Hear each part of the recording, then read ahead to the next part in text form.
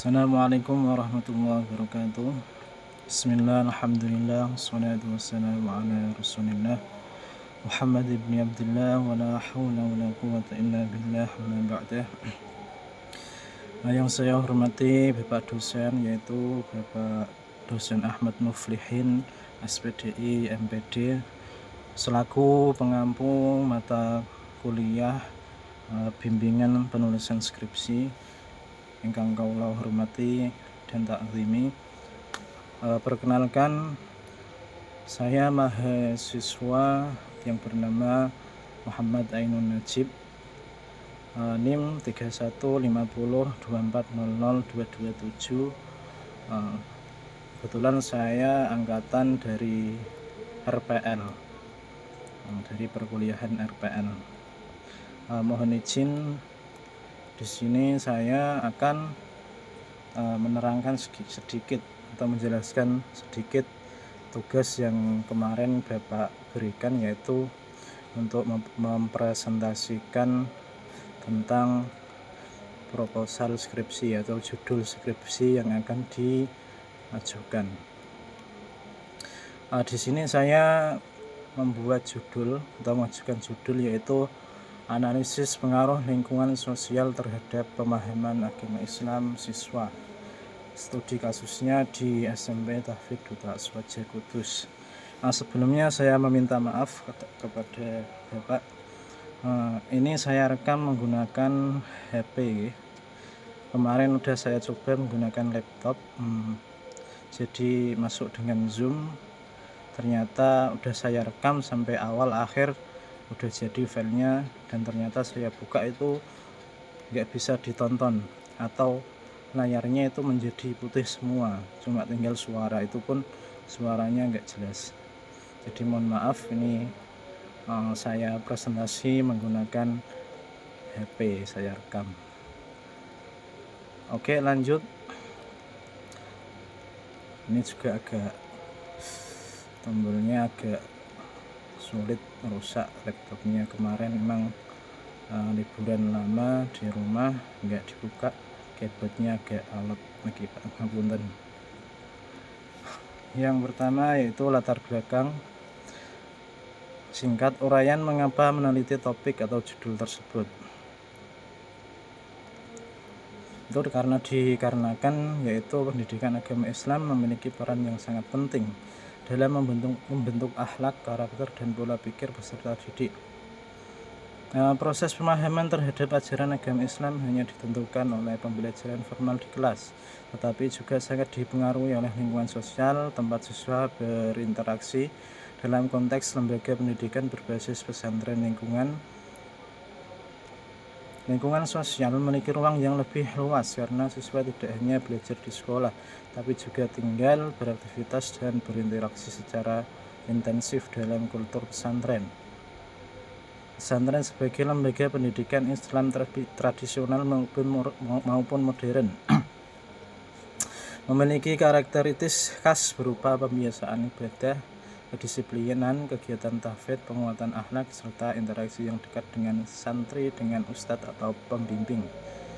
Lingkungan semacam ini memberikan peluang besar bagi tumbuhnya pemahaman keagamaan yang lebih komprehensif, tidak hanya secara teoritis tetapi juga aplikatif dalam kehidupan sehari-hari. Namun demikian, kualitas pemahaman agama Islam tidak hanya dipengaruhi oleh sistem pendidikan pesantren, tetapi juga oleh lingkungan sosial lain seperti keluarga dan teman sebaya. Lingkungan keluarga misalnya memiliki pengaruh fundamental melalui keteladanan orang tua, pola komunikasi agama, serta kebiasaan ibadah yang ditanamkan sejak kecil. Ketika siswa atau santri memasuki lingkungan pesantren, latar belakang keluarga inilah yang sangat menentukan kesiapan mereka dalam menerima pembelajaran agama. Di sisi lain, lingkungan teman sebaya di pesantren memberikan pengaruh yang kuat karena santri hidup dalam komunitas yang homogen, penuh interaksi, dan memiliki pola penguatan sosial yang unik. Tetapi sebaya dapat menjadi faktor pendukung atau penghambat dalam penanaman pemahaman keagamaan, tergantung pada kualitas interaksi yang terbentuk. Selain itu, lingkungan pesantren itu sendiri yang terdiri dari para ustadz atau ustazah, kegiatan rutin keagamaan, budaya, ketaatan, dan nilai-nilai Ahlus Sunnah wal Jamaah menjadi faktor sosial yang sangat dominan. Nilai-nilai pesantren seperti disiplin, ibadah, jamaah menjadi faktor sosial yang sangat dominan. Nilai-nilai pesantren seperti disiplin, ibadah, takzim kepada guru, pembiasaan baca Al-Quran, kajian kitab, serta kegiatan keaswajaan memberikan warna yang kuat dalam proses internalisasi ajaran Islam kepada para santri. Nah, ini SMP Tahfidzul Aswaja Kudus sebagai lembaga berbasis pesantren yang menekankan tahfidz Al-Quran dan karakter aswaja, memiliki lingkungan sosial yang khas untuk diamati terkait pembentukan pemahaman agama Islam siswanya. Ini singkat saja ya, kalau lanjut langsung ke nomor 2 rumusan masalah berbentuk kalimat tanya. Di sini saya kasihkan 3 pertanyaan. Yang nomor 1 yang pertama yaitu bagaimana bentuk lingkungan sosial pesantren, meliputi interaksi santri, peran ustadz, ustazah, budaya pesantren, serta latar belakang keluarga yang terbentuk di SMP Tahfidzul Aswaja. Terus yang kedua, bagaimana proses terbentuknya pemahaman agama Islam siswa melalui kegiatan pelajaran tahfidz, pembiasaan ibadah, dan interaksi keseharian di lingkungan pesantren. Yang nomor 3 terakhir, bagaimana pengaruh lingkungan sosial pesantren terhadap pemahaman agama Islam siswa berdasarkan pengalaman, persepsi, dan interaksi yang mereka alami sehari-hari. Selanjutnya yaitu literatur review, ulasan tentang kajian literasi berupa artikel jurnal, hasil riset, skripsi, tesis, disertai yang relevan dengan topik minimal 5 rujukan. Yang pertama yaitu pengaruh lingkungan sosial terhadap presentasi belajar pendidikan agama Islam. Yang kedua, pengaruh lingkungan keluarga terhadap pembentukan karakter keagamaan Islam didik mulai dari 2020. Langsung nomor 3, peran teman sebaya dalam mengembangkan sikap keagamaan remaja, penulis Siti Maimunah dan Ahmad Fadilah tahun 2019, jurnal psikolog Islam. Yang keempat, lingkungan pesantren sebagai media pembentukan pemahaman keagamaan santri, penulis Muhammad Fadil dan Hasan Bisri tahun 2022, jurnal Tarbiyatuna jurnal. Yang nomor 5, peran kiai dan ustadz dalam internalisasi nilai agama Islam di pesantren, penulis Lutfi Anwar tahun 2021, jurnal studi keislaman Al-Hikmah, relevansi mendukung variabel lingkungan pesantren khususnya hubungan santri, ustadz atau kiai.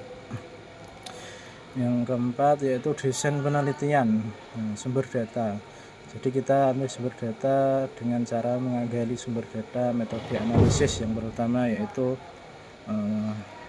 sumber data A, data primer, ada 4 yang pertama santri atau siswa, pengalaman prosesi praktik keagamaan. Yang kedua, ustadz atau ustazah dan pengasuh pesantren, peran pendidikan, metode pembimbingan dan pembiasaan.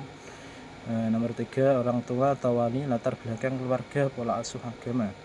Yang 4, pengurus sekolah atau pesantren, kepala sekolah, wakil siswaan, kebijakan program tahfidz, budaya pesantren. Yang B, data sekunder yaitu 1, dokumen